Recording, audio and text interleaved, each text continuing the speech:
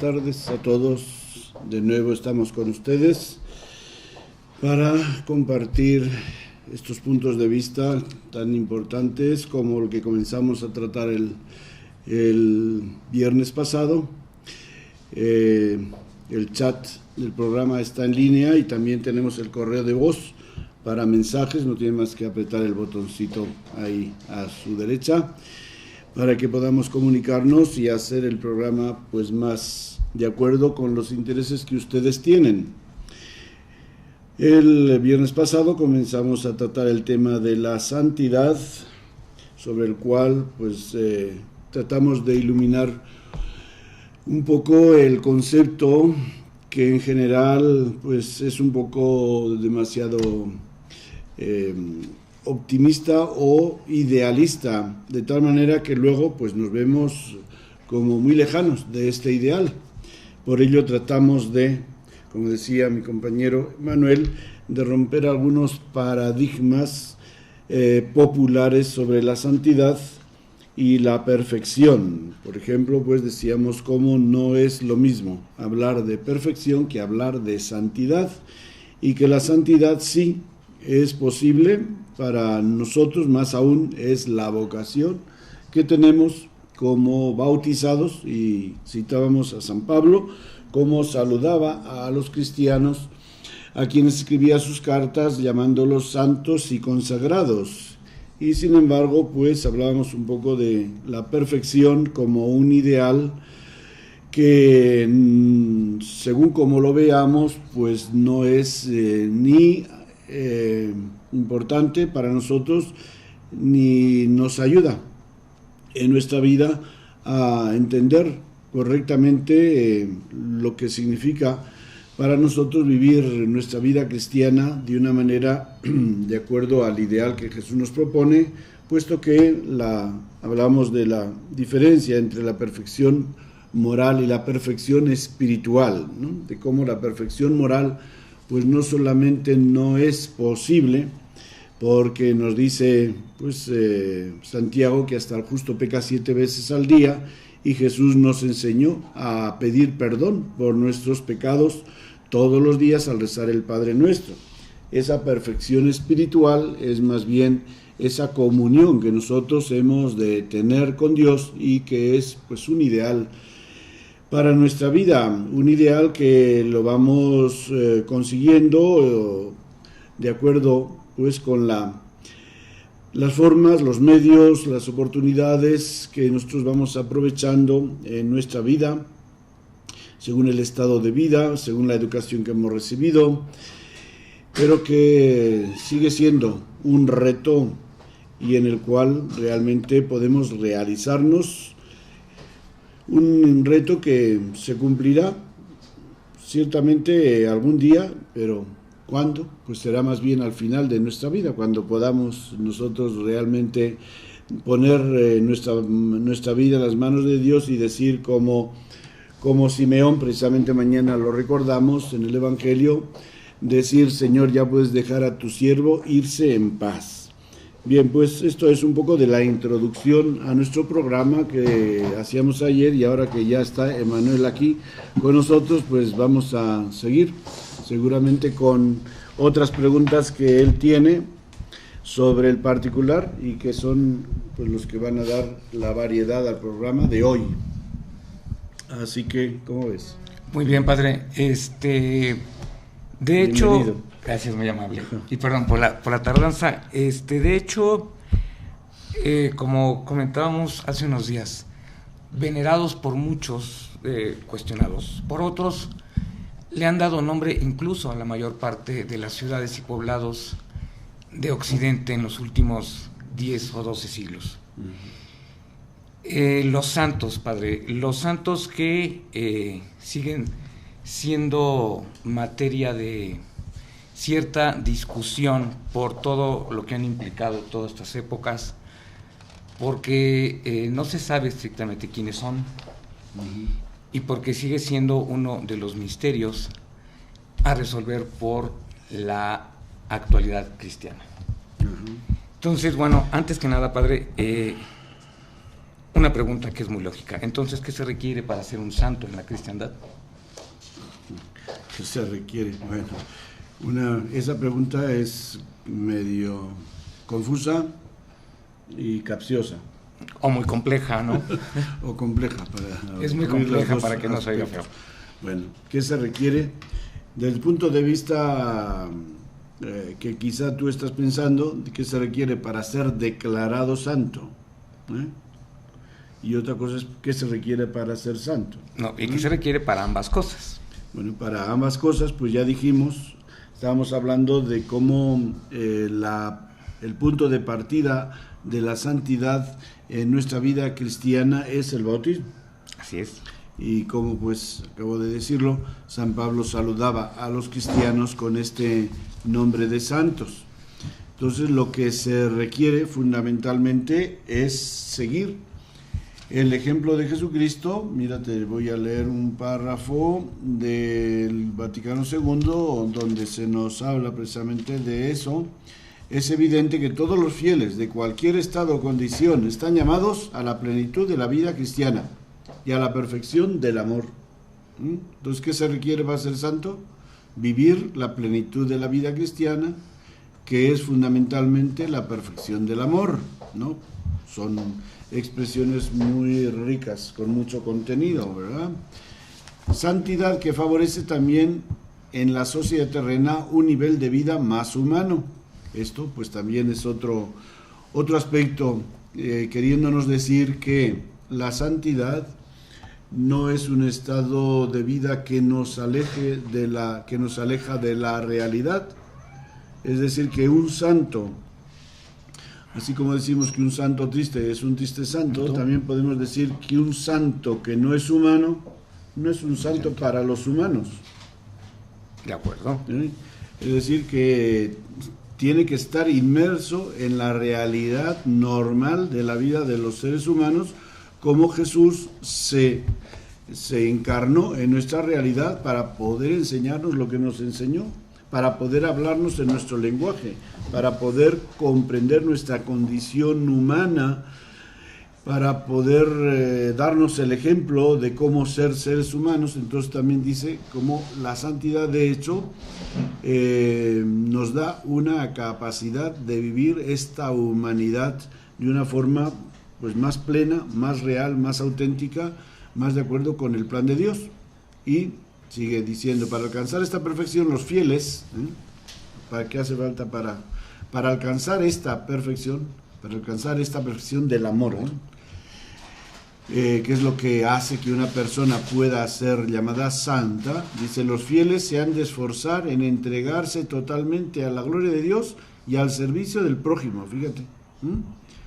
También esto nos pone ante la misma realidad, que no es solamente estar en contemplación, en oración, apartado de la realidad humana, sino también al servicio del prójimo, según la medida de los dones recibidos de Cristo, siguiendo sus huellas. ¿Quién es el ejemplo de la santidad?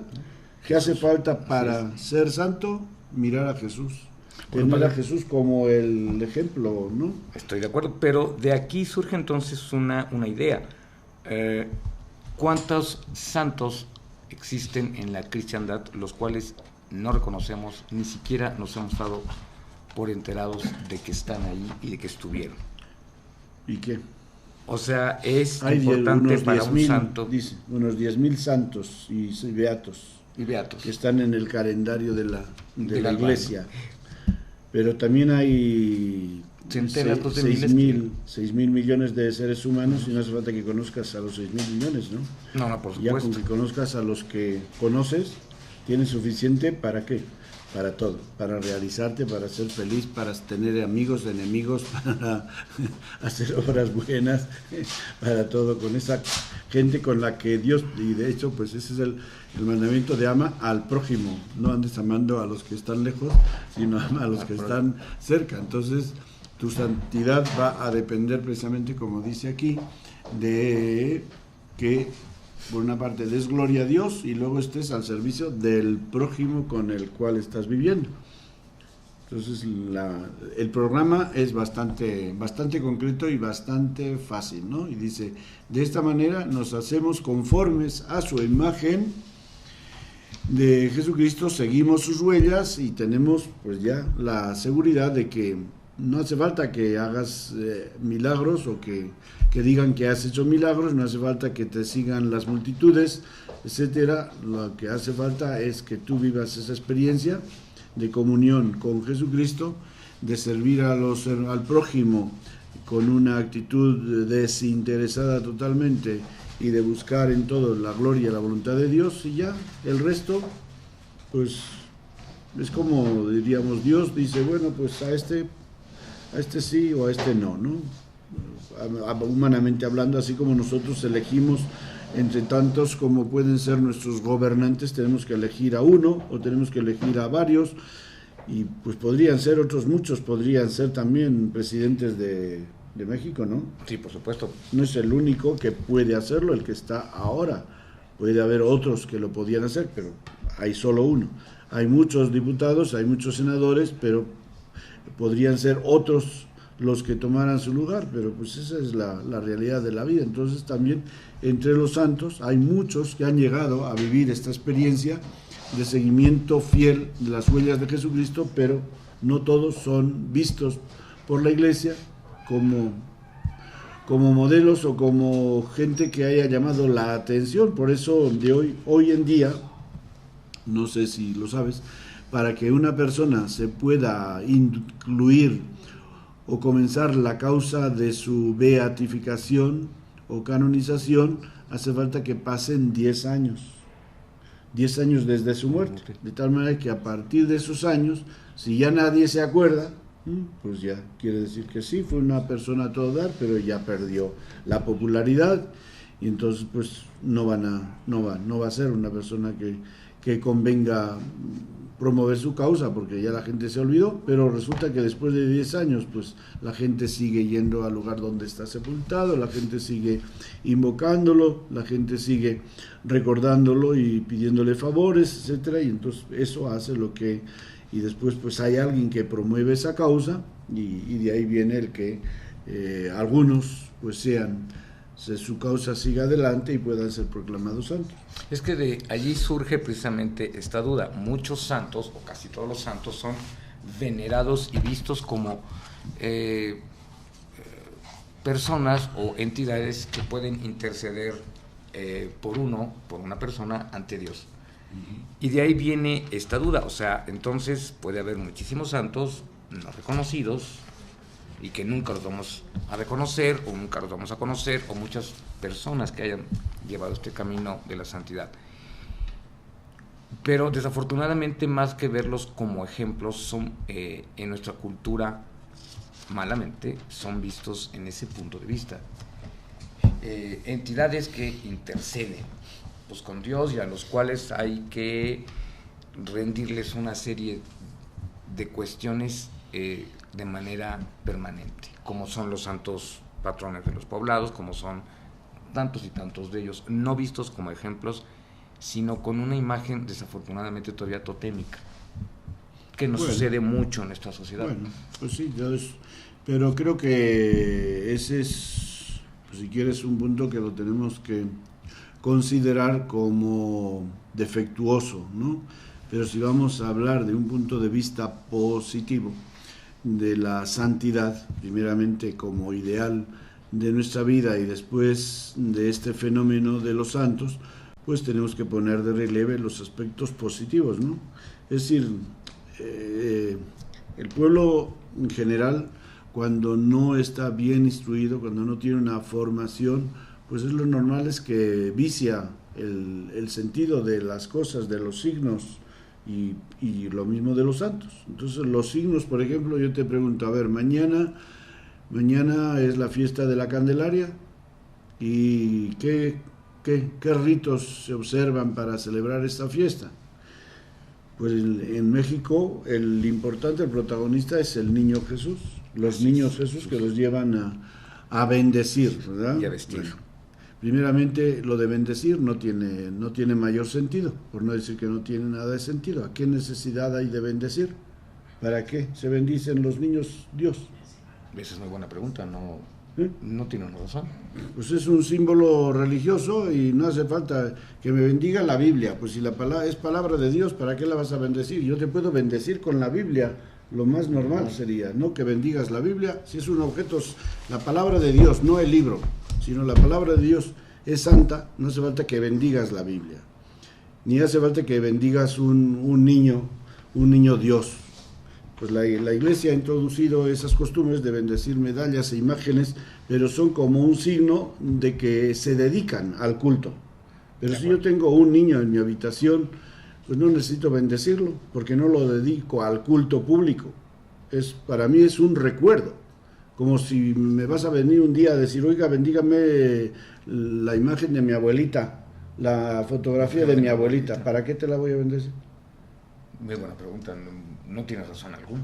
Pues ya sí, otras cosas que el pueblo va introduciendo, por eso pues no podemos tomar las ideas, por no decir también las supersticiones de mucha gente de nuestro pueblo creyente como punto de referencia para decir los cristianos y los católicos creen en esto. No creen en eso, creen algunas personas porque no saben cuál es el verdadero sentido de las cosas. Y precisamente por eso, pues aquí queremos dar una idea correcta de cuál es el sentido de los santos o cuál es el sentido de todos los símbolos cristianos, que como te decía, por ejemplo, mañana, el símbolo de mañana es la vela, no es el niño. ¿No? Por eso se llama Candelaria, por las candelas. ¿Por qué? Porque ahí aparece en el Evangelio como el anciano Simeón pronunció con un pequeño himno bendiciendo a Dios y proclamando a Jesús la luz que ilumina a este mundo, ¿no? Y diciendo, esta es la luz que va a iluminar a este mundo, ¿no? Y de ahí ha venido la costumbre de las velas, que de hecho, pues el rito que se hace previo a la misa de mañana es de bendición de la luz, ¿no? Bendición de la luz, inclusive no es bendición de velas, sino de la luz. Y la luz, pues bueno, pues la luz es porque es el símbolo de Jesucristo, y esa bendición, porque también, por ejemplo, para ti, ¿qué es bendición? Ya, puestos a hablar de esas ideas falsas, si yo te pregunto, ¿qué es bendición? Me vas a decir, pues que el Padrecito le eche agua bendita a mi carro, o a mi casa, o a mi... lo que sea. Y eso es incorrecto. Eso no es la bendición. La palabra bendición significa decir bien. Y el decir bien es bendecir. ¿A quién bendecimos? A Dios. Porque del único que podemos bendecir bien siempre es de Dios. Entonces es una oración de alabanza en la cual podemos invocar a Dios, darle gracias por eso que tienes, darle gracias por la casa que tienes, darle gracias por la vida. Cuando te bendigo, estoy pidiéndole a Dios que tu vida sea una vida agradable a Dios, y si hago una bendición sobre un objeto, pues es a invocar la gracia de Dios para que ese objeto sea usado para la gloria de Dios y para el servicio de los hermanos, pero no para que no tengas accidentes. Para eso están los garajes. Y los semáforos, ¿no? No está la agua bendita para librar a los carros de accidentes. Ni de... Y porque es que además pues resulta que la gente viene a bendecir el carro, no, lo que hay que bendecir es al chofer. Si es que uno, si es lo que uno quiere es que le libre de los peligros de la carretera, bendice al chofer.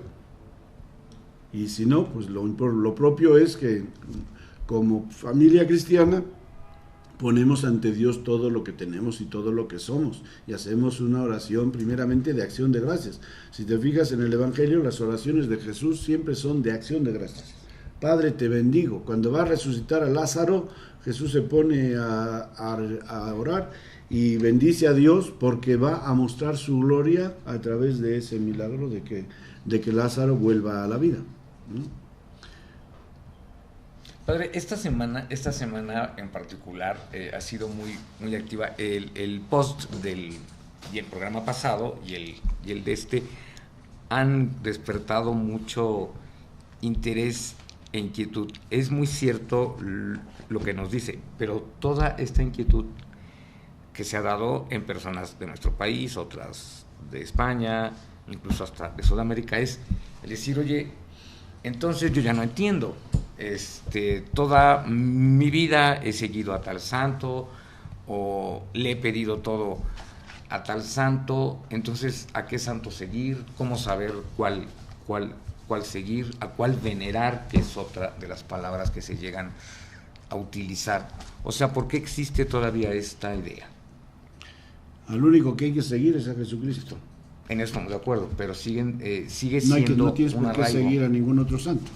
Sin embargo, bueno, la Iglesia venera a estos, por ejemplo, fíjate, te leo del Vaticano II. Siempre creyó la Iglesia que los apóstoles y mártires de Cristo, por haber dado el supremo testimonio de fe y de amor con el derramamiento de su sangre, estaban más íntimamente unidos a nosotros en Cristo.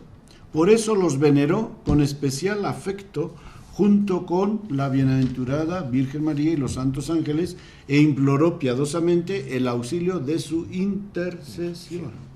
A estos luego se añadieron también otros, los que habían imitado más de cerca la virginidad y la pobreza de Cristo, y finalmente aquellos que, por la práctica excelente de las virtudes cristianas y por los dones de Dios, podían ser recomendados a la piadosa devoción e imitación de los fieles, ¿no?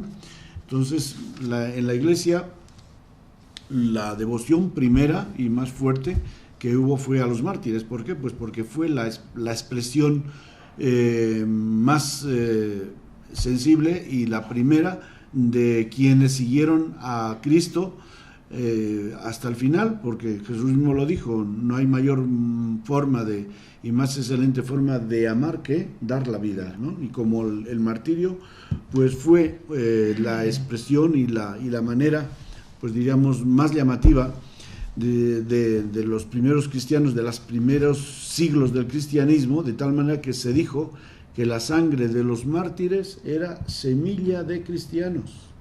Fíjate. Entonces, obviamente que los mártires tuvieron siempre un lugar muy, muy especial en la devoción de la Iglesia, y hasta hace pocos años en los altares había una plaquita donde, si te fijas, al inicio de la misa, el sacerdote besa el altar. Así es. Y al final también. Bueno, hay dos razones. Una, en ese tiempo se besaba precisamente donde estaban las reliquias de los santos. Hoy día, de los mártires o de los santos, pero inicialmente eran de los mártires.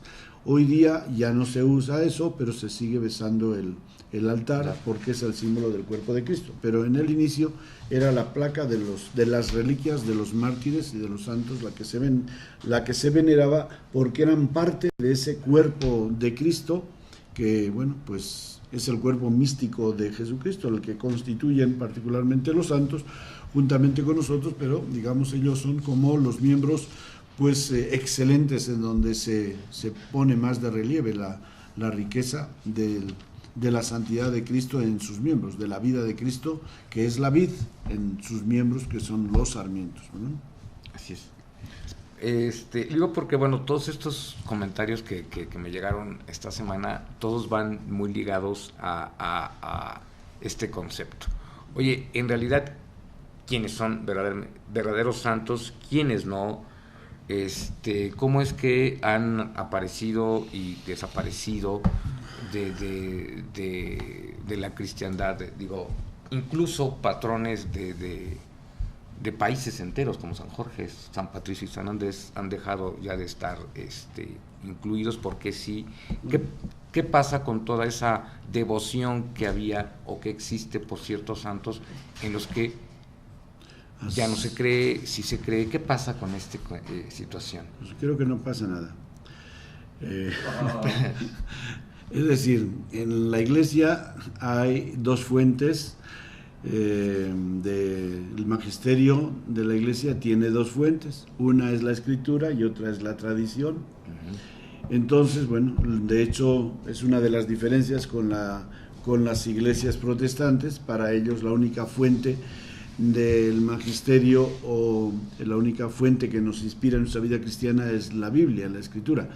Para ellos no cuenta la tradición. Entonces, que en ese sentido, ¿qué ha pasado? Que se han hecho investigaciones o se ha examinado la vida se ha revisado el calendario cristiano y se ha visto que no hay documentos que avalen la existencia de esas personas. Y eso pues toca la vida, tú sabes, de San Juan Diego, ¿verdad? Así es.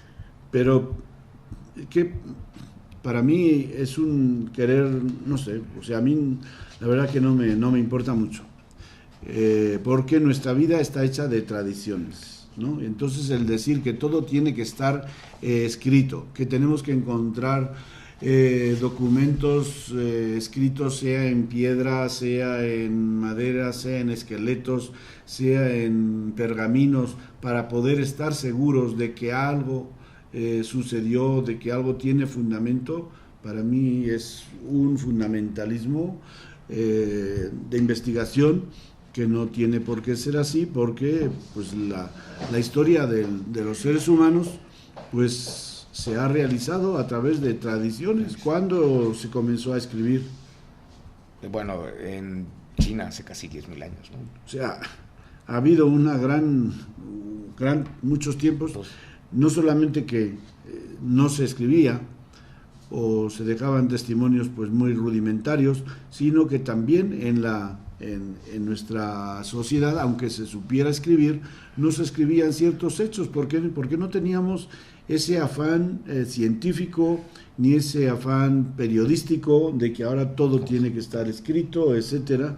Y una de las cosas que se dice, por ejemplo, al hablar de esto es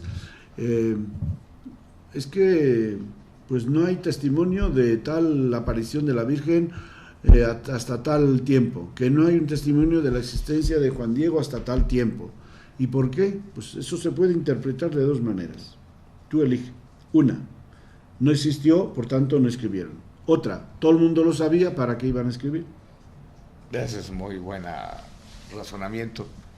Pero entonces, también dentro de la cultura del siglo XX y XXI en la que todos estamos imbuidos, ya la certeza es una condición que requiere en la actualidad el ser humano. Yo creo que de ahí viene este fenómeno, el decir, oye, yo quiero una certeza de que tal persona realmente existió y si fue un santo, porque para mí es un ejemplo.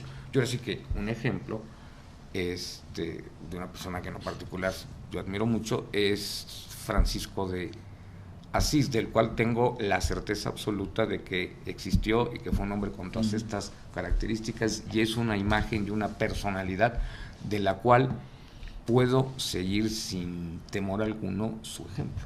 Sí. ¿Qué pasa en la mente de las personas del siglo XXI que requerimos de la certeza, de la absoluta realidad constatable de tal o cual persona, que incluso podemos llegar a imaginar que es una parábola y no un ser humano? Pues sí, y si eso te sirve para entender algo que te ayuda a vivir tu vida de una manera más feliz, más coherente, con unos ideales de vida, pues qué bien, ¿no? Es decir, que es como si es que en la Biblia también el asunto se cuestiona, por ejemplo, si existió Job. ¿Existió Job? ¿Existió Jonás? Así es. Pues no sabemos, se duda. Bueno, pues los escrituristas hoy día dudan de la existencia de esos dos personajes, por ejemplo, ¿no? Pero ¿qué importa? A mí, ¿qué importa si existió o no existió Job? Lo importante es la doctrina que trae el libro de Job. ¿Qué importa si existió Jonás o no existió? Lo importante es la doctrina de en torno a una persona que se resiste a seguir la voluntad de Dios, a través de la cual se ve cómo Dios, cuando quiere algo, tiene los medios para hacerlo, y cómo, pues en medio de todo, esta persona que Dios elige no es un santo, sino que es un hombre pues pecador, y Dios lo elige para ir a predicar a otros pecadores, ¿verdad? Y que todavía después de que había desobedecido a Dios y Dios había hecho ese milagro, todavía luego anda, ¿no?, remoloneándole a Dios y quejándose de que de aquella famoso arbusto que les daba sombra a él y que de pronto vino un hormiguero y se lo comió y se quedó sin sombra, ¿no? Y así cosas que a veces pues aparece esos puntos que son interesantes y que lo importante es la doctrina que nos ofrece, ¿no? Entonces, bueno, tú tenías devoción a San Jorge y ahora te cuestionan de si existió o no, te cuestionan, pero nadie te puede probar que no existió. No, por supuesto que no, pero tampoco que ni tienes por qué tener devoción a San Jorge. Pues entre todos los santos que tienes, tú eliges a los que te gusten. Así es, ¿no? Y si tú le tenías devoción a San Jorge, ahora tú puedes tener devoción a un ideal de santidad representando en una persona que se llama Jorge, que no importa si existió o no existió, ese ideal de vida que a lo mejor está iluminado por ejemplos de vida que la tradición los ha aplicado a esta persona Jorge. ¿Existió o no existió? Bueno, pues, y digo, pues si la tradición nos lo dice, pues yo no tengo por qué decir que no es verdad, porque no tengo un papel, porque no tengo un manuscrito que me lo avale. Para mí no es importante, para mí es tan importante o más importante la tradición de los siglos que nos ha traído a creer que esa persona existió, que vivió de esta manera, que dio ejemplo de virtud de esta forma, etcétera. Y cada uno entre los 10.000, pues no te quejarás que no puedes elegir, ¿no? Encontrarme algo. Pero, o sea, lo verdaderamente trascendente de los santos vistos en la cristiandad, más que nada es su ideal y su ejemplo más que su persona. Sí, pues para eso vamos a invocar de nuevo la sabiduría del Vaticano II, que nos dice: no veneramos la memoria del cielo solo por ser nuestros modelos, sino sobre todo para que la unión de toda la Iglesia en el Espíritu se refuerce por la práctica del amor fraterno. Aquí entra lo que llamamos la comunión de los santos, ¿verdad? La comunión de los santos, que una vez hablamos de ello, pero lo podemos repetir de nuevo porque a lo mejor algunos no lo escucharon y porque es un concepto que no suele estar tan claro. La comunión de los santos quiere decir que entre todos los santos, y ahí está de nuevo el término de santos, para todos los que hemos sido bautizados, que somos miembros del cuerpo místico de Cristo, existe una relación espiritual íntima en la cual nos relacionamos, comunicamos nuestras virtudes, nuestros méritos, de la misma manera que la salud del cuerpo se comunica a todos los miembros del cuerpo. Si el corazón no funciona bien, todo el cuerpo, toda la persona se siente mal. Si tengo una infección en la mano, pues siento la fiebre en la cabeza. Hay una comunicación. Si siento un dolor en una rodilla, pues pongo cara de, ¿no? Ritos de dolor, etcétera, ¿no? Entonces, esa comunión que hay en el cuerpo físico también existe en el cuerpo que llamamos místico de Jesucristo, que lo formamos todos los que somos miembros de la Iglesia, sea que vivamos en esta tierra o ya hayan muerto y estén en el cielo o en otro estado de purificación. Así dice pues aquí, en el sentido que dice: en efecto, así como la unión entre los cristianos que todavía están en camino nos acerca más a Cristo, la unión entre todos los que vivimos aquí en la tierra, así la comunión con los santos nos une a Cristo, de quien mana como fuente y cabeza toda la gracia y la vida del pueblo de Dios. Nos une a Cristo. A través de los santos nos unimos a Cristo. Los santos no desplazan a Jesucristo. Y quien desplaza a Cristo por un santo ha convertido la devoción a los santos en una superstición. Es por tanto muy conveniente que amemos a estos amigos y coherederos de Jesucristo, además de hermanos nuestros y eximios bienhechores, y demos a Dios las debidas gracias por ellos. Conviene también que los invoquemos humildemente y que acudamos a sus oraciones, ayuda y protección para impetrar de Dios, es decir, para pedir de Dios beneficios por medio de su Hijo Jesucristo, Señor nuestro, único Redentor y Salvador nuestro. En efecto, todo genuino testimonio de amor ofrecido por nosotros a los del cielo, por su misma naturaleza, se dirige y termina en Cristo, que es la corona de todos los santos, y por Él, en Dios, que es admirable en sus santos y en ellos glorificado. Fíjate qué bonito es, ¿no? Dios admirable en sus santos. Igual que una mamá o un papá es admirable por los hijos que tiene. ¡Ay, qué hijos tienes!, ¿no? ¿Cómo no? Felicidades, lo felicitan, ¿no? Entonces, también una manera de conocer a Dios es conocer a los santos. Pero es que estos párrafos de Vaticano II tocan un punto muy álgido de la costumbre católica y cristiana, por lo menos en Latinoamérica. Esa suplantación que usted menciona de Jesús por los santos, que es obviamente es una superstición, pero que tiene un arraigo impresionante. Claro. Tan es así que en nuestro país existe un refrán muy popular que dice que el que no conoce a Dios, a cualquier santo se linka. Claro. Esto es grave, ¿no? Grave, pero muy, muy bueno. Sí, pero es muy elocuente ese refrán. ¿Cómo no? Pero es ¿qué hacer para modificar esto? Crear una nueva cultura cristiana en los pueblos como los nuestros, de Latinoamérica, por ejemplo. Pues claro, bueno, eso pues como en todo, digamos, es que, por ejemplo, el cristianismo funcional, del que hablamos en algún otro momento, obviamente que es el cristianismo que hoy ya no funciona. Una paradoja real, ¿verdad?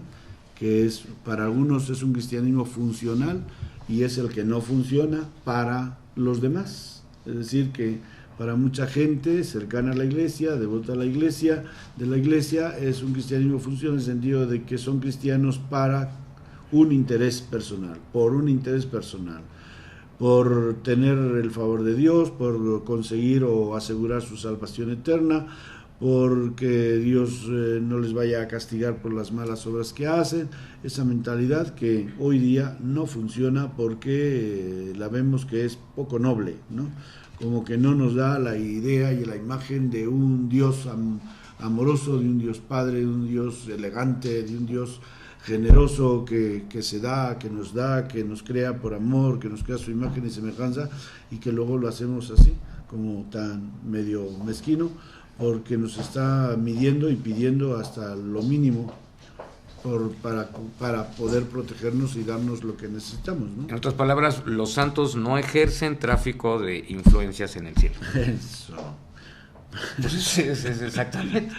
O sea, bueno, ¿cómo es que desafortunadamente así todavía lo seguimos viendo en nuestras comunidades cristianas, en América, en España, etcétera, ¿no? En todo el mundo. No tráfico de influencias, pero sí son intercesores, ¿no? Uh-huh. Y eso pues es lo que pasa, que depende de cómo tú quieras usar la intercesión. Vamos a poner otro ejemplo. Por ejemplo, hoy primer viernes de mes, ¿no?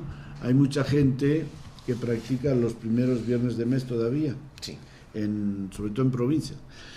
Y esa devoción de los primeros viernes de mes, según la tradición, ¿verdad?, de Santa Margarita María Lacoque, tiene como sentido el promover que la gente fuera a misa y comulgara.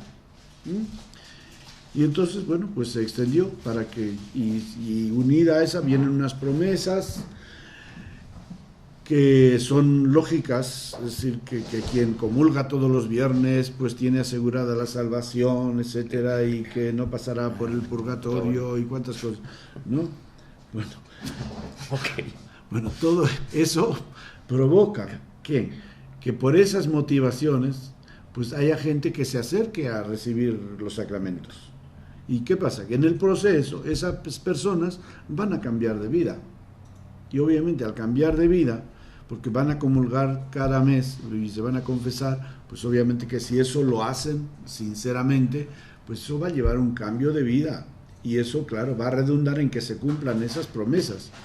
O sea, pero esas promesas no son automáticas. Tú comulga como sea, cómete la hostia, vete a confesar y dile 4 cosas al Padre y ya con eso cumpliste los requisitos. No, no se trata de cumplir unos requisitos de una manera burocrática o así, normal, natural, sino espiritualmente, de tal manera que tú vivas todo eso que esos signos representan. Y de esa manera, pues tú estás viviendo una experiencia de comunión con Dios que sin duda va a ir cambiando tu vida, ¿verdad? Una vez que tú has experimentado eso, y ahora tú resulta que ya vas a misa todos los domingos, comulgas cuando vas a misa, etcétera, y pero que no, resulta que no cumplí y no fui a misa el primer viernes. No. La Iglesia nunca ha dicho que sea obligación de ir a misa los primeros viernes. La Iglesia nos dice que vayamos a misa los domingos. Los primeros viernes es una devoción, ¿verdad? Y si esa devoción ya te ha acercado a Dios, te ha acercado a la Eucaristía, te ha hecho apreciar el valor de la Eucaristía o del sacramento de la reconciliación, pues ya está. Que vayas a misa los primeros viernes o no, no importa, porque ya el fin para el cual se instituye esa devoción ya se cumplió, que es el que tú seas una persona que viva tu vida cristiana en comunión con Jesucristo a través de los sacramentos. Padre, otra idea que hay muy establecida en nuestra cultura cristiana son los patronatos, por llamarlo así. Tal santo, patrón de las cosas perdidas. De las cosas perdidas, Santa Rita, patrona de los imposibles, y así podemos hacer una lista interminable. San Pascual Bailón. Patrón de la Eucaristía. Así de es. Los movimientos eucarísticos. No, podríamos hacer una lista kilométrica. Sí, ahí. San Antonio de realmente, Padua. ¿qué son estos patronatos? O sea, ¿por qué son patrones de algo? Sí. Pues son patrones de algo porque se han distinguido en algo que tiene que ver con eso, ¿no? Por ejemplo, San Antonio de Padua es el abogado de los pobres, Así ¿no? es. Y entonces, pues, ¿por qué? Pues porque fue una de sus preocupaciones principales en su vida, el auxiliar a los pobres. Y si luego decimos San Pascual Bailón, patrón de los movimientos eucarísticos, ¿por qué? Pues porque fui muy devoto de la Eucaristía, él, ¿no? Santa Rita de Casia, no sé por qué es patrona de los imposibles, pero pues algo tendrá con alguna causa así, alguna cosa difícil. Santa Bárbara, que también es patrona de las tormentas, etcétera, invocarla cuando hay una tormenta. Eso no lo sabía. No, y así tantos, ¿no? Es que es una lista increíble. Bueno, pues todo eso ha sido parte un poco de la devoción popular, ¿no? De que así como San Judas Tadeo, pues ya ves qué devoción se ha desencadenado, ¿Cómo no? podríamos decir, en México. Sí, es muy fuerte. Una Todos devoción. los días 28 es muy fuerte. ¿Y quién ha promovido esa devoción? Pues quizá hubo algún sacerdote que la promovió, pero luego el pueblo mismo la ha ido promoviendo. ¿Y qué? Pues cuántas cosas no se le atribuyen a la intercesión de San Judas Tadeo. Pues cada uno según la necesidad que tiene, pues yo por esto, y yo por lo otro, y yo por lo demás allá, ¿no? Entonces son cosas parte de nuestra condición humana que, no sé, yo creo, en eso pienso que no hay nada de malo siempre y cuando uno lo viva con madurez, ¿verdad? Si uno lo vive ya con fanatismo, de tal manera que, pues, ¿quieres conseguir algo de San Antonio de Padua por los pobres? Pues, y ya sabes, para que te lo conceda, ¿qué tienes que hacer? una manda, ¿no? Una manda, pero buena, una limosna que beneficia a los pobres. Bueno, en ese sentido, pues también, pues eso también ha sido invención nuestra, ¿no? Que nos lo hemos inventado nosotros y que le puedes encontrar el sentido bonito de que, pues como es abogado de los pobres, el santo lo que quiere es que tú ayudes a los pobres, y en ese sentido es abogado de los pobres. Pero los santos no realizan trámites por nosotros. Los santos son intercesores, hemos dicho. Intercesores, pero no hacen un trámite, ¿no? No, trámites, pues así como Entonces, estás acostumbrado. Eso parece que pueden interceder por nosotros, ¿no? Por ejemplo, se le atribuye a San Pío de Pietrelcina, un santo de nuestro tiempo, del año 68, que él dijo que no se quedaría en el cielo ya tranquilo hasta que el último de sus devotos entrara al cielo. Entonces, bueno, pues son cosas muy humanas, simpáticas al mismo tiempo, ¿verdad? Que denotan pues cómo los santos sí tienen ese deseo pues de ayudarnos, de que esos hermanos mayores nuestros que están gozando de Dios, pues no se olvidan ya del mundo y dicen adiós mundo cruel, etcétera, que me martirizaste y me mandaste al cielo.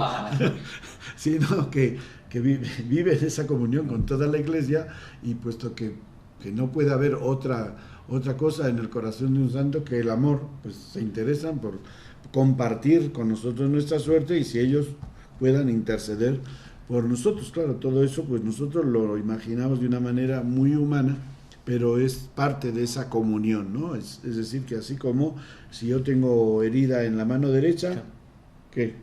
¿La mano izquierda no le ayudará? Pues sí. Si los ojos no le ayudarán a mirar a ver cómo está, sí. Entonces los pies también le ayudarán para ir a la farmacia y comprar la medicina.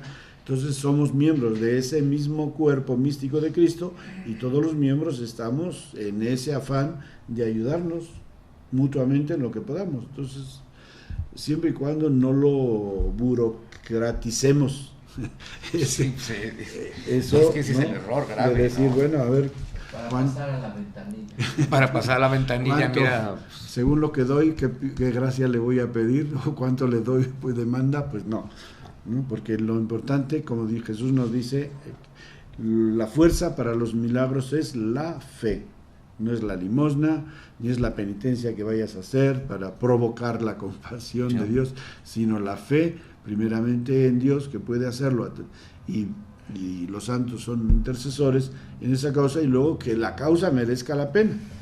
Porque Santiago dice en su carta, pedimos y no conseguimos lo que pedimos. Y dice, ¿saben por qué? Porque piden mal. Es decir, que a veces pides tonterías, ¿no?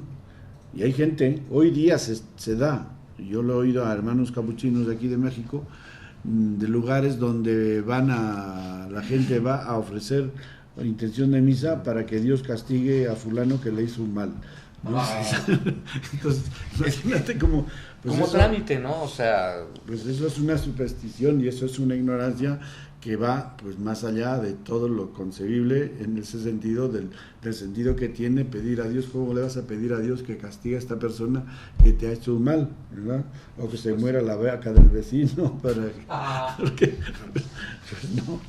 Esas cosas pues son defectos que vienen con la ignorancia y con la comercialización de lo religioso, en lo cual pues entendemos a los santos. Ya los usamos como si fueran, como se dice en este país, coyotes, ¿no? Que nos andan haciendo por ahí algún trámite. Coyotes, así les llamamos en México. Ya lo creo. Padre, existen santos, hace unos minutos yo hablaba de San Francisco, ¿no? Cuya imagen, cuya conducta, cuya actitud es muy sencilla, porque él es sumamente sencillo de entender. Para aquellos que no somos clérigos, seguir sus enseñanzas, su ejemplo, etcétera, es relativamente sencilla de entender. Ya de llegar a ser como él ya está bastante más bravo, ¿no? Pero bueno, nos es muy sencillo a cualquiera, porque se caracterizó por eso. Pero existen santos cuya presencia, cuya actitud, nos es muchísimo más compleja. ¿Cómo comprender a santos, por ejemplo, clérigos que han sido santos y que ya tienen una visión mucho más compleja para los que no estamos tan imbuidos en estas cuestiones? Bueno, ¿te refieres a santos más conocidos o más actuales o más cercanos a nosotros? Así es. Pues digamos que primeramente hay un refrán que yo aprendí de niño que dice: de dinero y santidad la mitad de la mitad. Y lo contrario también se puede decir. Sí. De pobreza y de pecado la mitad de la mitad, ¿no? Porque depende de quién lo dice, quién lo cuenta, ¿no? Que este es tan rico, que este es tan bueno, que este es tan desgraciado, y etcétera. Pues depende de quién te está hablando, de esa persona. ¿Cómo no? ¿No? Entonces, pues obviamente que dentro de también, digamos que nadie es profeta en su casa, y como dice, candil en la calle, oscuridad de la calle. en la casa. Al revés, perdón, sí, cierto. Entonces, Candil de la pues calle, es delicado este asunto, y para nosotros, pues la verdad que tenemos, en la Iglesia Católica existe la Congregación para las Causas de los Santos, ¿no? Y esa congregación, que quiere decir como una comisión para las causas de los santos, pues tiene la responsabilidad de examinar el proceso de la vida de una persona que, por ejemplo, los capuchinos presentamos al hermano Leopoldo de Alpandeire para que lo nombren santo, lo proclamen santo. Este hermano vivió en Granada durante muchos años, fue limosnero, unos 40 años, fue limosnero, pedía limosna para los frailes de Granada, y había sido un campesino, vivió una vida sencilla, ¿no? Pero en esa sencillez, etcétera, y pues la gente lo consideró, o lo consideraba el hermano santo. Bueno, ¿quiénes conocen esa vida? Pues conocen los capuchinos, y sobre todo los que han vivido en la ciudad de Granada. Entonces, con esa fama de santidad que esa persona adquiere, y porque esa persona en vida, de hecho, no es de todos, pero por ejemplo este hermano hacía milagros. Cuando le decían que, ay hermanito, a ver si reza por mi abuelita, por mi mamá, etcétera, que está enferma, a ver si Dios le da la salud. Y pues dicen que cuando el hermanito decía, pues recen por ella, ¿verdad? Para que Dios la proteja, le dé lo que sea, lo que necesite, quería decir que ya se iba a morir. Pero cuando el hermano Leopoldo decía, pues denle su caldito de pollo y recen 3 Ave Marías, quiere decir que esa persona se iba a curar. Hacía milagros. Entonces, pues el hermano disimulaba, pues ¿qué le curó? Pues el caldito de gallina con las 3 Ave Marías que le rezaron, ¿no? Padre, entonces, cosas así. Sí. Ahora, existe la idea entre la cristiandad actual de que llegar a ser considerado un santo requiere de siglos de trámites y de tremendas cosas, o sea, porque hubo santos cuya canonización duró centenares de años. ¿Qué es lo que pasa? ¿Es tan complejo pues realmente? Porque a veces, bueno, pues si no se da, hace falta primero, 2 cosas son fundamentales para declarar a un santo. Primero, virtudes heroicas, y segundo, que haya milagro.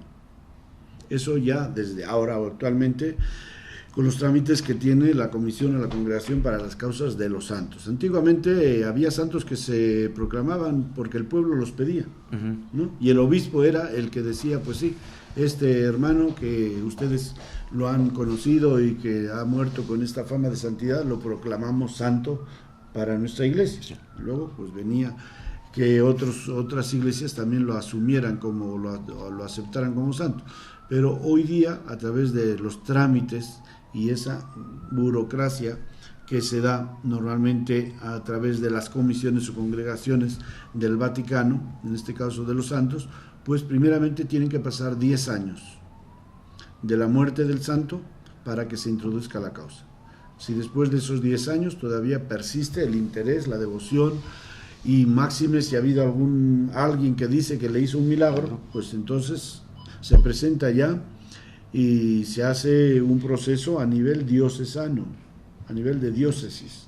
En la diócesis hay un tribunal, no en todas, pero por ejemplo en la diócesis de México hay un tribunal que va a examinar lo que se presenta, lo que se dice sobre él, el estudio de sus virtudes, de su biografía, etcétera. Y si este tribunal lo ve ya justo, pues lo va a pasar al Vaticano, ¿no? Entonces, fundamentalmente, primeramente tiene que haber esa comprobación de las virtudes heroicas, y luego vendrá que se dé el milagro.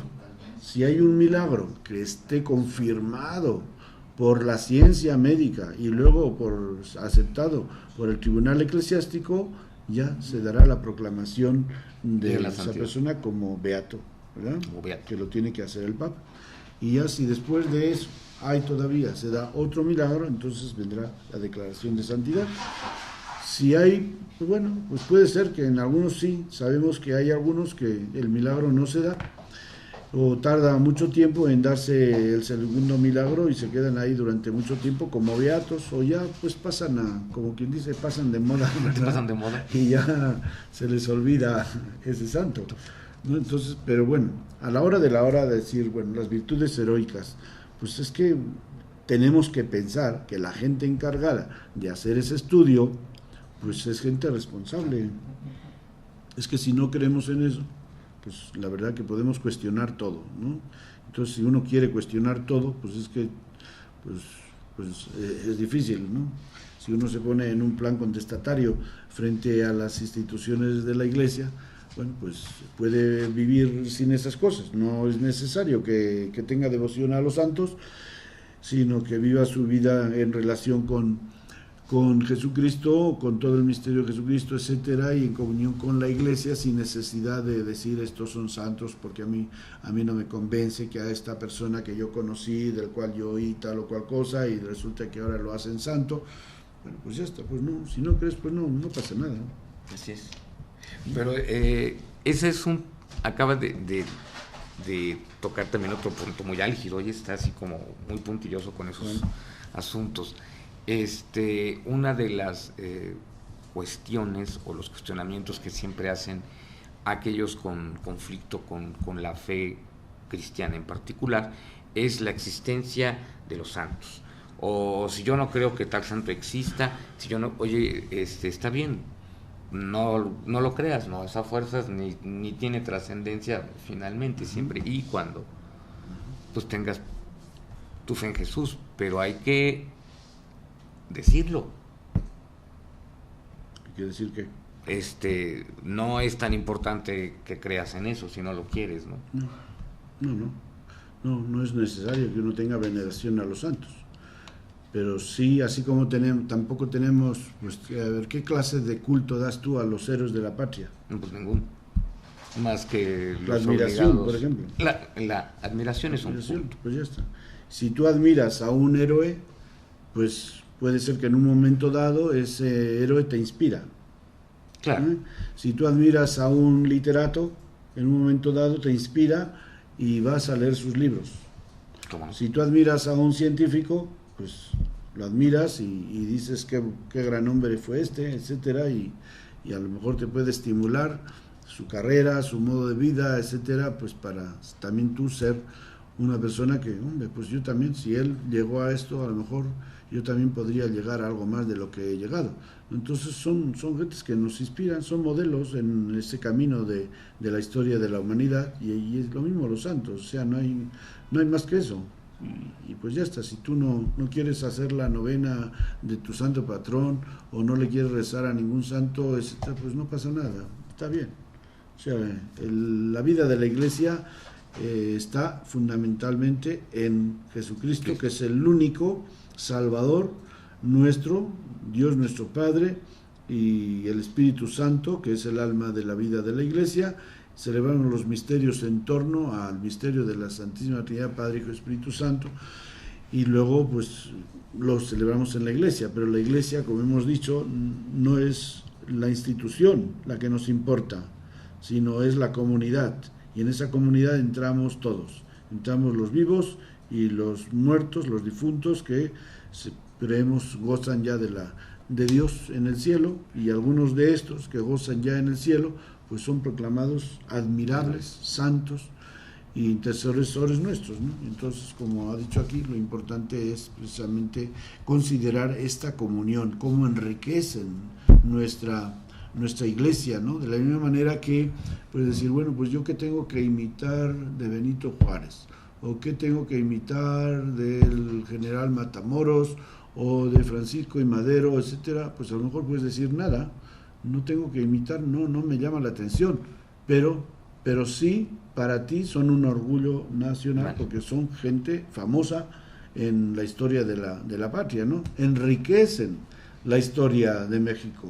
De la misma manera, los santos enriquecen la historia de la Iglesia y nos ponen de relieve que el ideal que Jesús nos ha puesto de dar nuestra vida, de amar al máximo como Él, pues es posible porque estas personas de carne y hueso lo vivieron también como nosotros lo podemos vivir. Ahora, en 20 siglos también, un poquito más de 20 siglos, son parte de, en muchísimo tiempo, son parte de todo lo que ha generado la cultura cristiana. Sí, claro. Obviamente el cristianismo ha generado una cultura impresionante, ¿no? Y ellos son parte de este fenómeno de creación de cultura. Así es, porque bueno, pues muchos de estos santos han sido gente eximia también en la ciencia, o sea, no eran tontitos de estos que no sabían hacer otra cosa más que ser santos. No, le entraban a varias cosas. Me acordé de, hay una estatua. ¿Para ser santo hay que ser tonto? No, hay una estatua que está en la antigua Escuela de Medicina de la Ciudad de México, que data del siglo XVI. Es que no me acuerdo qué santo es, y dice en la escultura, este santo fue médico, y alguien por ahí le había puesto con una pluma, y duró muchos años eso, ahí escrito, y decía, te hubieras quedado en santo, ¿no? O sea, sí ha habido santos metidos en la cultura, en el arte, en la ciencia, etcétera. Porque, bueno, pues 20 siglos es mucho tiempo y la heterogeneidad de quienes somos pues, cristianos es mucha.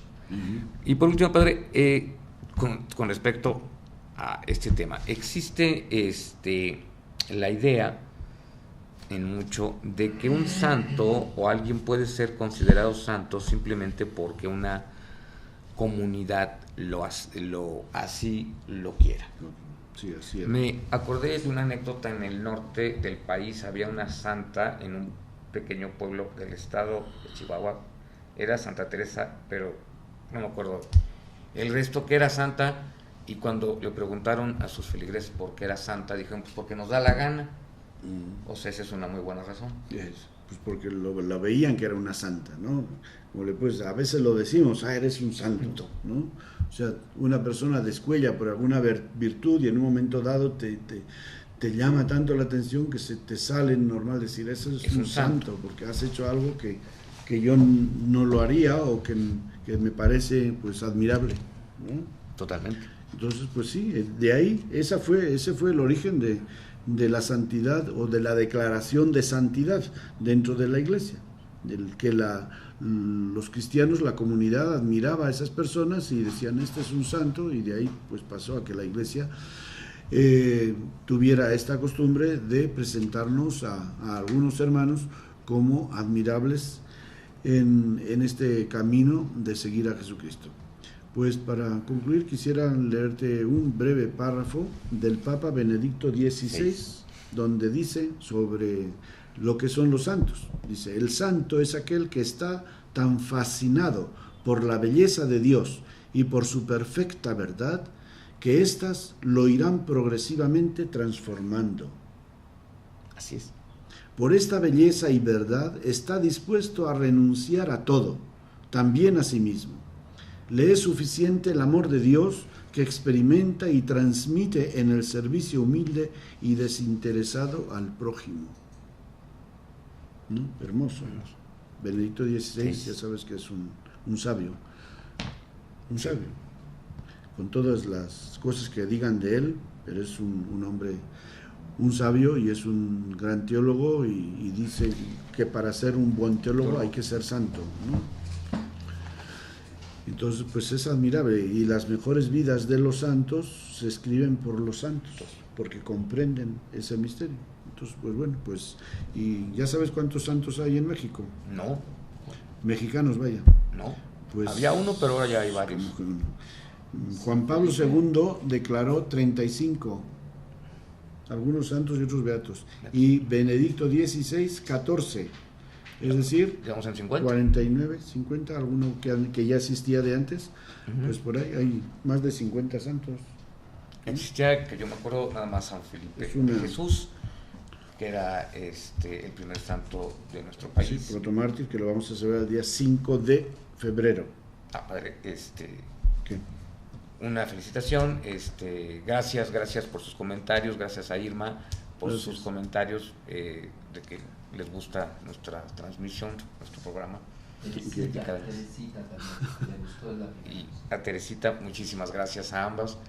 Y en estas palabras, las últimas, cabe una duda. Para ser santo, ¿se requiere de la iluminación de Dios? Hombre, pues digamos que eso de la iluminación de Dios, no sé en qué sentido. De que Dios nos escoja y le diga, bueno, tú eres santo. Dios nos ha llamado a todos a ser santos. Pero estas personas en particular. Y Dios nos da las gracias, y más depende, como dice la parábola del sembrador, dónde cae esa semilla. Si tú aprovechas todas las gracias que Dios te ha dado y las haces trabajar al máximo, pues puedes llegar a ser un santo admirable. Ese es un gran misterio, ¿no? Es decir, Dios nos ha destinado, dice San Pablo dice exactamente cómo Dios nos ha predestinado a reproducir la imagen de su Hijo Jesucristo. Capítulo 8 de la Carta a los Romanos, versículo 29. ¿Qué más que eso? Si reproduces la imagen de Jesucristo, si Dios te ha predestinado a ti para reproducir la imagen de Jesucristo, ¿qué más que ser santo? ¿O qué otra forma tiene esa reproducción de la imagen sino ser santo? Entonces todos estamos predestinados a ser santos. Ahora, ¿cómo correspondemos a las gracias que Dios nos ha dado? Bueno, pues entonces sí, debe quedar muy claro. Todos sin excepción, estamos predestinados a ser santos. Sí. No es una condición de favoritismo no. Por ninguna persona que yo diga, bueno, tú vas a ser santo para que... No, todos estamos en esa predestinación. No es un fatalismo. No es un fatalismo, ni es un fundamentalismo o un favoritismo. Dios no tiene favoritismos, eso es demasiado obvio, ¿no? No tiene favoritismos. El favoritismo es querer más a uno que a otro, en detrimento del otro, sobre todo. Totalmente de acuerdo. Entonces, en ese sentido, estamos todos llamados a ser santos, a vivir, a llegar a la medida de Cristo. Bueno, todos... A la estatura de Cristo. Así es. Bueno, todos los que hemos sido bautizados. Está un poco los demás, bravo, ¿no? Los dejamos en paz y los respetamos. Sí, está un poquito... no, iba a decir muy difícil, está difícil llegar a la estatura de Cristo. Pues es que no es cosa humana. No. Es cuestión de gracia. Sin mí no pueden hacer nada. Capítulo 15 del Evangelio de San Juan. Como el sarmiento sin la vid no puede tener vida, tampoco ustedes sin mí pueden hacer nada en el orden de la gracia. En el orden de la gracia. En el orden de la naturaleza, sí. Por supuesto, y tú puedes ser una excelente persona con las virtudes naturales que te da tu naturaleza humana. Pero nosotros vivimos una experiencia diferente. Es como decir, bueno, yo soy un simple ciudadano y tú eres un médico, ¿no? Y yo puedo curarme un dolor de cabeza, pero si tengo un dolor por ahí dentro, ya no sé qué es y tengo que acudir a ti. Así es. Y entonces tú, por la ciencia y por los estudios, me puedes ayudar. Entonces, son distintas condiciones de vida y Dios nos ha llamado a nosotros a este estilo de vida y de acuerdo a ese estilo decimos tenemos que llegar a la estatura de Cristo. ¿Cómo? Con la gracia de Dios. Por la gracia de Dios soy lo que soy, dice San Pablo, y su gracia pues no ha sido estéril en mí. Padre, un punto antes de que nos vayamos. Los santos en la cristiandad han tenido una característica muy particular, han sido inspiradores de una gran cantidad de arte. El arte en el cristianismo relativo a la presencia, a la personalidad de los santos es impresionante, al grado de que yo creo que no existe una bella arte, incluyendo las nuevas como es el cine, etcétera, donde no estén plasmados los santos. La iconografía, pues, así la es, iconografía es impresionante. un capítulo importantísimo en el arte de los países cristianos, católicos particularmente, que somos los que, porque dentro de la iglesia protestante este aspecto de la santidad se ha relegado bastante, ¿no? Y no se declara a nadie santo. Pero pues vemos la iconografía que pertenece sobre todo a los primeros 16, 17 siglos de la iglesia, y vemos santos que son típicamente objeto de la iconografía, como por ejemplo San Francisco, San Jerónimo, la Magdalena, Santa Rita, los ángeles, ¿verdad? Así, hay Santo Tomás, la María Magdalena con el Noli Me Tangere. Hay cosas que las ves en cualquier museo de pintura sagrada o de pintura religiosa y aparecen estas imágenes, ¿no? ¿Son fuentes de inspiración artística? Pues sí, claro, son fuentes. ¿No? ¿Por qué? Porque, muy interesante. Y porque esas imágenes antes se ponían en las iglesias, o se ponían o se dedicaban a personas que querían tener en sus casas a estos santos. Entonces eran santos, pinturas por encargo, sí, y que tenían un fin de tener presente a ese santo, igual que pueden hacer el retrato de tu abuelito para que lo tengas ahí en la tu casa, habitación, en la casa. Pero aparte es muy interesante, padre, porque dentro pues, del arte, los santos tienen algo muy particular, que es que se han ido, ¿cómo digamos?, adaptando pues, al tiempo. Hubo una época en que, como usted dice, yo mandaba hacer un icono de un santo para mi casa, pero en la actualidad lo hay en el cine, y se sigue produciendo cine que vuelve a plasmar estas personalidades, ¿no? Claro. O sea, se va actualizando, ¿no? Creo que es un fenómeno artístico muy particular de la cristiandad y de los santos, ¿no? Pues es sí, muy, muy interesante. claro, igual que se hacen películas sobre personajes importantes de la historia, pues también, que si Napoleón o Julio César, Sí. etcétera, pues, o Hernán Cortés, pues también se hacen sobre santos. Una de las primeras películas que yo vi en mi vida fue la de Fray Escoba, San Martín de Porres. Para mí fue una cosa pues muy, muy inspiradora esa película. Entonces las películas religiosas se ven pues con ese espíritu y se hacen con ese espíritu de promover valores espirituales, ¿verdad? La primera película que yo vi en mi vida fue El beso de Judas, ¿no? También sobre la pasión de Jesucristo. Entonces todo eso, y pues imagínate la pasión de Cristo, la última de Mel Gibson, pues la polvareda que ha levantado. Y pues también pues muy aleccionadora, porque es una película muy bien hecha, con todo lo que tiene de dramático y de trágico, ¿verdad? ¿Cómo no? Pero sí, sus imágenes son bastante duras. O muy, muy, muy, pero muy duras. Pero sí es no es interesante o no es curioso darse cuenta que, por ejemplo, dentro del cine que se ha realizado sobre la vida pues, de santos, en las últimas décadas casi toda proviene de sociedades no católicas como los Estados Unidos. Es interesante, ¿no? Bueno, sí, porque bueno, oye, pues no lo reconocen, no les son importantes, pero porque lo sí hacen, o lo hacen por comercio o lo hacen por curiosidad o porque los consideran personajes importantes. Lo son, ¿no? De la historia de la iglesia, porque aunque no sean católicos, pues sí son cristianos, ¿no? Así es. Y porque, bueno, no dejan de ser seres humanos que son un ejemplo excepcional, ¿no? Claro, merecen.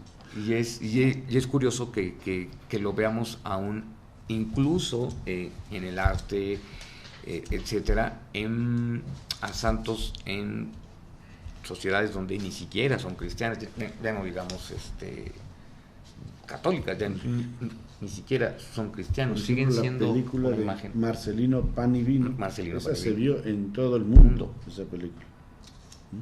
Mundo cristiano y mundo no cristiano. Hermano Sol, Hermana Luna, se vio igual en todo el mundo. Y o la película de Gandhi también. O la de Gandhi. Pues también. Y todos personajes de ejemplo, ¿no? Ejemplares. Padre, ¿qué pasa cuando un ser humano es un ejemplo tan grande?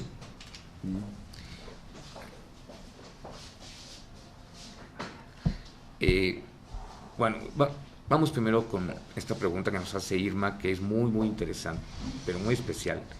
¿Los santos pueden invocar la misericordia para el mundo y acelerar la posibilidad de la paz? Pues naturalmente que sí.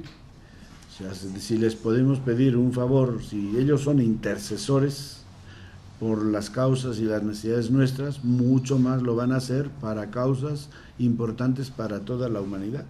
Entonces, que en las apariciones de la Virgen, por ejemplo, la Virgen de Fátima, la Virgen de Lourdes, que nos ha dicho la Virgen, oren por la paz, ¿no?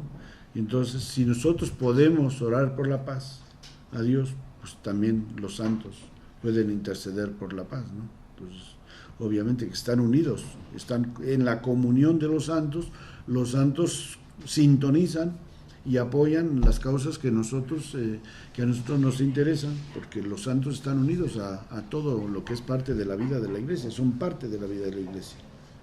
¿Cómo no? ¿Verdad? Pero lo que pasa que, bueno, es un poquito difícil decir, bueno, entonces, ¿por qué no se siente más esa influencia, verdad? Pues es que, bueno, es un poquito, diríamos, a lo mejor estaríamos haciendo de la historia de la humanidad una cadena de milagros, en la cual, pues, Dios no quiere que las cosas se realicen por arte de milagro, sino en el desarrollo normal.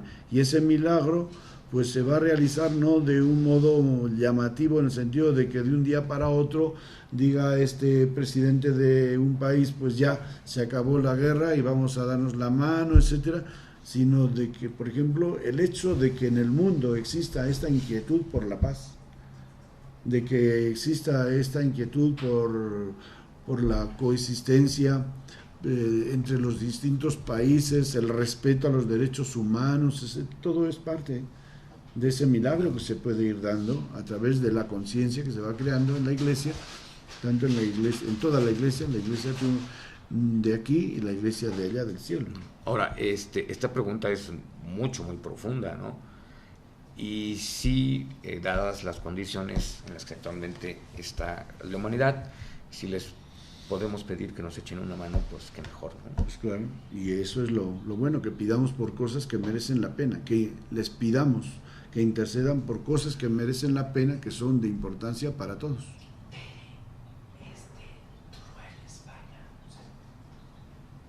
Desde Teruel, España. Desde Teruel, España, un saludo de Tere, de Teresa. Gracias. Nos están viendo también por allá, muchas gracias.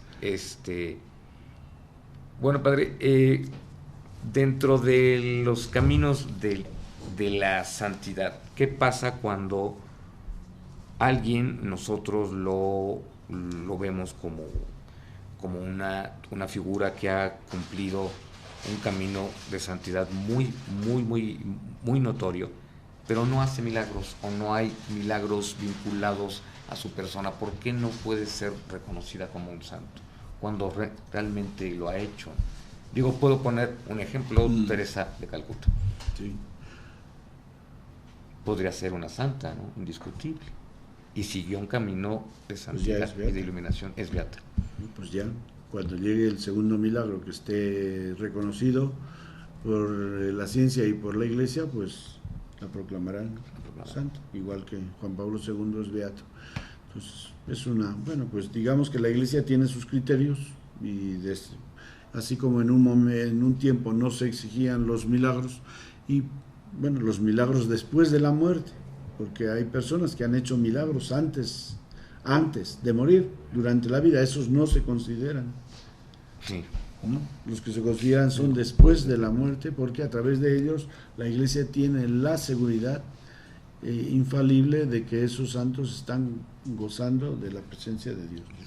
Me acordé de Santa Elizabeth, una santa norteamericana, creo que es de las muy pocas, sino es que la única santa de los Estados Unidos, cuyos milagros fueron en corto tiempo o en un corto plazo, son décadas, ¿no? Pero en corto plazo después de su muerte. Y esa sí fue una realidad, fue en muy poco tiempo y fue declarada por Pablo VI. Y sí, pues es que depende mucho también de la devoción de la gente, de cómo se relaciona la gente con ese santo, cuánto lo invocan. Pues sí. Porque no va a hacer milagros así, como quien dice, ahí quieren un milagro, ahí va. Eso no, si no es, no es prestidigitador, ¿no? Así, no es prestidigitador. El santo está en función del pueblo de Dios, en función de la iglesia, no para mostrar, no para ser rival de Dios. No es mago, ¿no? Ni mago, tampoco. Porque es así, sigue siendo una de las imágenes desafortunadas que todavía pues se guarda de alguna manera de los santos, ¿no? Que son magos que van a venir a hacernos, sí, pues no. Como se dice en México, milagritos. Son nuestros hermanos de la iglesia triunfante. Por cierto, ¿qué es colgarle milagros al santo? Una expresión muy católica. Esos milagritos que le cuelgan. Sí, sí, pero está venido de ahí, ¿no? Le sí. Cuelgan, pues quiere decir que le atribuyen, ¿no? Un milagro a un santo. Y luego viene después a una persona que le dice que le cuelgan, pues bueno, es una expresión típica, ¿no? Claro. De que hiciste algo, pues ya, es como decir cría fama y échate a dormir, ¿verdad? Sí, bueno, no, yo me refería nada más a los santos. Es colgarle un milagro, es aceptarle un iconitos que le ponen, de ahí viene eso. Aceptar que ha hecho o manifestar que ha hecho un milagro o que ha hecho favores, que son cosas, sí. Hay mucha distancia. Favores. No, lo que pasa que pues una vez que una persona es santa, pues ya no importa si el milagro en ese sentido de vamos a comunicar al Vaticano que me hizo este milagro, pues no, ya es santo, ¿no? Pero para ti ese favor que te hizo el santo es un milagro, de hecho es un milagro. ¿Cómo no? Una enfermedad, un apuro que tuviste y que invocas a un santo, pues eso, si realmente fue la ayuda de ese santo, es un milagro, pues que es algo que es un milagro. Un milagro es una acción que se sale del desarrollo normal de la naturaleza. Uh-huh. Entonces, si dices, yo tenía un cáncer, le pedí, invoqué la intercesión de este santo y luego fui al médico, me dijo, no hay cáncer, ni hay tumor, ni nada, pues lo normal es que hay un milagro. ¿Por qué? Porque no es el desarrollo natural de la enfermedad. Padre, aquí una pregunta que nos hace Irma también, que es muy interesante. ¿Es necesaria una vida de santidad o solamente un milagro para ser santo? Ya hemos dicho que es necesario las virtudes heroicas. ¿Y qué quiere decir las virtudes heroicas? Las virtudes no solamente ejemplares, que sean de ejemplo, admirable, sino que ese santo las practicó de una forma heroica, sino de una forma normal, sino heroica, lo que llamamos un héroe, una persona que ha hecho algo tan extraordinario que no es lo normal en la vida de una persona. Entonces, ciertamente que eso es lo primero, ¿eh? Si no hay virtudes heroicas, no se pasa a los milagros. Ahora, pues la vida es lo primero. Ok. Entonces no puede ser, aunque se le atribuyan milagros a una persona. Si no se ha probado que tenía las virtudes fundamentales cristianas del grado heroico, no habrá santo. Aunque se le atribuyan los milagros. Aunque se le atribuyan. Por cierto, hablando de los santos del siglo XXI, nosotros tenemos la imagen, la idea de los santos prácticamente medievales. Cuando pensamos en santos, automáticamente nos vamos a la iconografía medieval o del Renacimiento y vemos estos hombres y estas mujeres bajo esta particular imagen. Pero ¿cómo es el santo del siglo XXI? El santo del siglo XXI ya. ¿XXI? Pues una de las características que se busca en el santo del siglo XXI es que sea un santo humano. De tal manera que no se rehúye el descubrir sus limitaciones humanas y sus defectos. Es decir, que no se busca a un santo que sea así, moralmente perfecto. No tenía nada, todos decían, ay, era un santo, no, a ver qué defecto, no, ninguno, no tenía ni un defecto, no, esa no es la imagen del santo del siglo XXI. El siglo XXI se le quiere que sea un hombre o una mujer normal y dentro de las limitaciones normales de un ser humano normal, que no es, lo normal es que uno pecara así descaradamente, eso no es normal. Porque un cristiano que vive su comunión con Dios, lo normal es que no peca de una manera, pues así que llamativa, que llame la atención. ¿No? Cosas sencillas como dice Santiago, que el justo peque 7 veces al día, quiere decir que tiene sus limitaciones, sus defectos, y que ahí se ve la humanidad de esa persona, que se enojó, ¿no? En un momento dado, qué sé yo, o que en un momento dado, quizá no te pareció que su modo de actuar no fue tan admirable, etcétera, o se dejó llevar de la gula, o quién sabe qué sé yo, no sé yo, es un poco delicado el colgarle también pecadillos al santo, ¿verdad? Pero ese es uno de los aspectos que se busca hoy día, no divinizar a los santos, sino verlos como humanos y luego ver cómo, a pesar de que son hombres y mujeres como nosotros, sin embargo, gracias a su comunión con Cristo, pues han llegado a ser admirables en la virtud y ejemplos, imagen real de Cristo, como de San Francisco se dice que es otro Cristo. El Cristo de la Edad Media, pero, o sea, en el siglo XXI podemos esperar la presencia de un santo. Sí, claro. Aunque será un ser humano en toda la extensión de la palabra, con sus defectos, como todos. No va a aparecer con una aura maravillosa aquí arriba, sino como un ser humano convencional en todas sus formas, pero con una actitud verdaderamente cristiana. Admirablemente cristiana. Sí. Claro. Padre, ¿qué pasa con los santos, con los seres? ¿Cómo ver a los santos de la religión, de las religiones importantes que conocemos? También son dignos de admiración los santones del hinduismo, etcétera. Pues digno de admiración es todo ser humano que es excelente en el ejercicio de la vida, de la virtud. La Iglesia no va a declarar santo a nadie que no sea miembro de la Iglesia Católica, pues porque no es parte de, ni va a declarar, México no se va a meter a declarar héroes a gente de otro país. Pero sí son dignos de admiración para el cristiano. Por supuesto, y lo son, como es Gandhi, por ejemplo, y otras personas que todavía, bueno, no.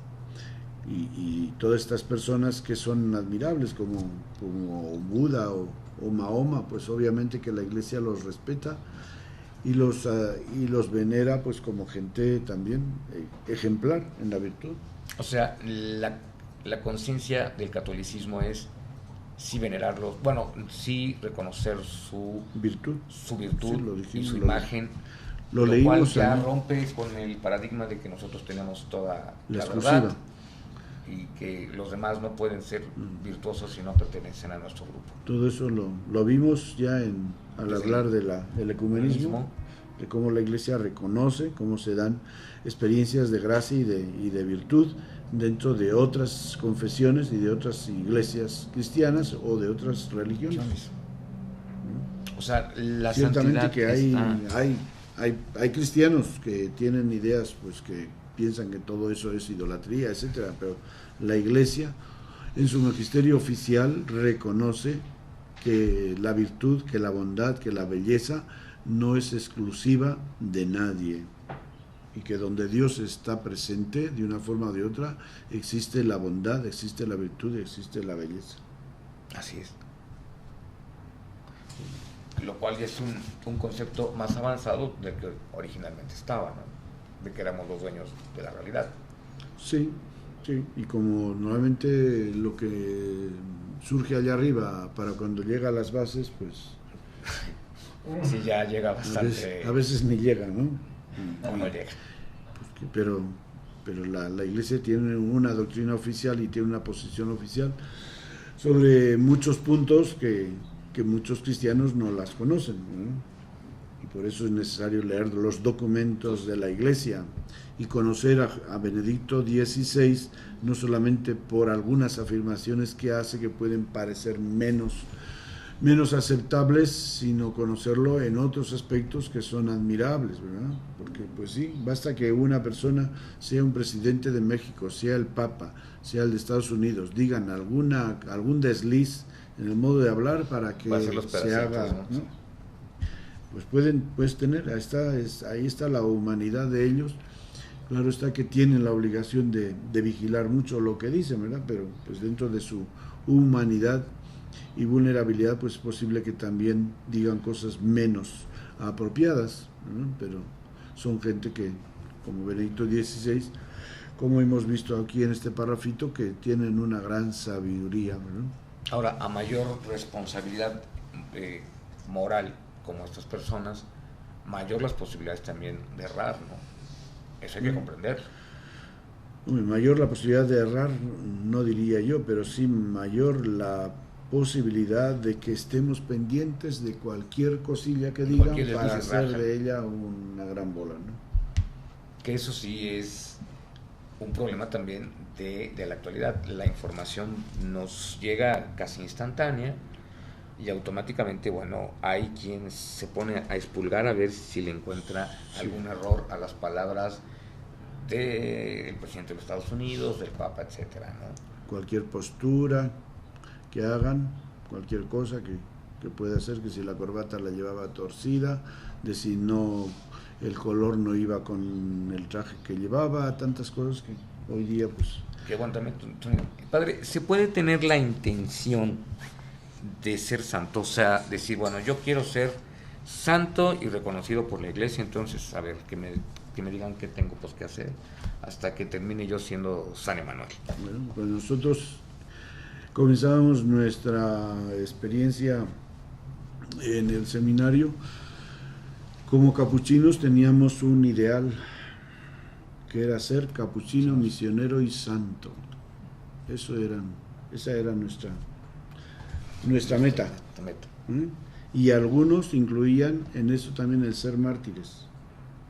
Y tenemos un obispo que hace 25 años fue lanceado en la misión del oriente de Ecuador, y él desde niño había tenido el ideal de ser mártir. Entonces, ciertamente que los ideales pues conquistan a las personas. O sea, yo no sé por qué es lo que vi en los capuchinos para, desde que los conocí, querer ser capuchino, pero pues ahí está el misterio de la gracia de Dios, ¿no? Y que claro que uno puede tener esos ideales que sin duda alguna son parte de la gracia y de la inspiración de Dios que trabaja en uno y que te dirige y te motiva, igual que si tú pudiste a los 4 años o antes querer ser médico y luchaste por serlo. Pero ser santo ya es un camino que invoca ya muchas más cosas. Pues yo creo que una persona que quiere ser santa no es que quiera que lo pongan en un altar, sino que quiere llegar a una comunión plena con Dios. Esa es la idea que tiene uno que quiere ser santo realmente, no que sea famoso y que lo veneren y que le pongan velas, ¿no? Sí, ¿no? Sino que quiere vivir una vida en comunión total con Dios. No, yo me pregunto porque existen muchas personas que pueden tener el ideal de que algún día vendan afuera de las iglesias una estampita con su imagen, que eso es muy posible. No, es más, es muy humano, ¿no? Esa persona no va a querer. Esa persona que quiere esa clase de santidad, pues no entiende lo que es la santidad realmente cristiana, ¿no? Tiene una idea falsa de la santidad. Entonces, pues eso sería ya pues faltaría a lo fundamental, que sería querer ser el blanco de las miradas, ¿no? Como si fuera un artista. Sí, exactamente. O sea, el rating. Quiero tener rating y que vendan mis estampitas y que salga yo en... Eso no es concebible en un cristiano que quiera sinceramente vivir el ideal de la santidad. Claro, desde luego que no, pero sí es un problema cultural que hay que atacar, ¿no? Dentro del mundo del cristianismo, ir rompiendo con estas ideas, ¿no? Para ser santo no vas a salir, no es para que salgas en las estampitas, ¿no? Sino para que tengas la iluminación de la vida de Jesús, ¿no? Que son cosas muy diferentes. Reproducir la imagen, la vida de Jesús, en el servicio a los hermanos y en la voluntad de Dios. Así, de sencillo. Así es. Entonces, en ese sentido es sencillo ser santo, ¿no? Sí. Pero sí, claro, si tú te propones que tienes que hacer tantos milagros y que tienes que practicar tantas virtudes... No, pues hay días que no me van a salir, ¿no? Te complica la vida. Hoy tengo que ser santo y hacer... No, está complicado. Así. Bueno. Muy bien. Nos vemos. Padre, este ha sido un santo tema muy, muy interesante, que ha sido de los temas que más me han solicitado del país, en España, etcétera, por todo lo que envuelve. Le agradezco muchísimo su presencia, ha sido sensacional. Y gracias a todos. Muchísimas gracias a todos. Nos vemos en una semana para seguir comentando sobre estos temas. Muchas gracias por su presencia. Buenas noches. Y buenas noches.